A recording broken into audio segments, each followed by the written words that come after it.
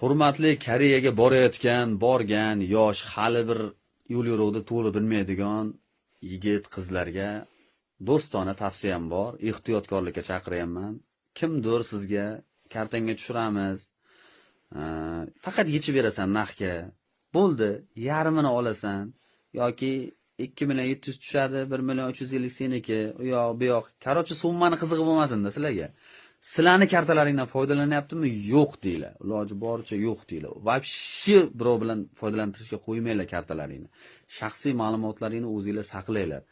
U nima jinoyat, u pul qayerdan kelayotganini bilmaysizlar. U bank biladi ularni hisob raqamlari qidiruvda turadi, ularni hisob raqamlari. O'sha hisob raqamdan sizning hisobingizga tushishi bilan bo'ldi, kirib ketdingiz tikkala enangiznikiga deydi-ku.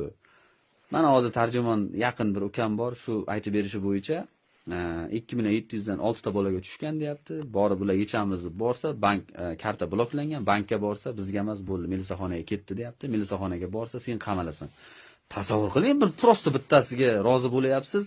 Bu boru, prosta bittasiga rozi bo'lish emas, bu nastoyashi jinoyat bu. O'shani bular biladi demoqchiman-da. U siz bilan men yashaydigan davlatimizdan ham oldinda ular. Shuni ham hisobini olinglar. Hushyor bo'linglar erta yurgandan keyin. Yoshlar soddalik qilyapsizlar. Hozir bundan keyin ham 2 ta video qo'yaman, ko'rish tavsiya qilaman. Yaqinlarga jo'natish kerak bunaqa videolarni.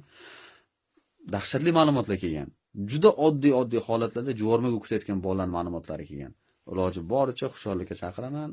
Shunaqa hisob raqamlardan foydalanishga bermanglar. U pul harom emas, u o'zi jinoyat puli. Jinoyatchilarning puli. Hech kim sizga chiqib olib, "Men shu pulni beraman, yarmini olasan" demaydi. Hali bundan keyingi ilonlarni ko'rasiz, jinni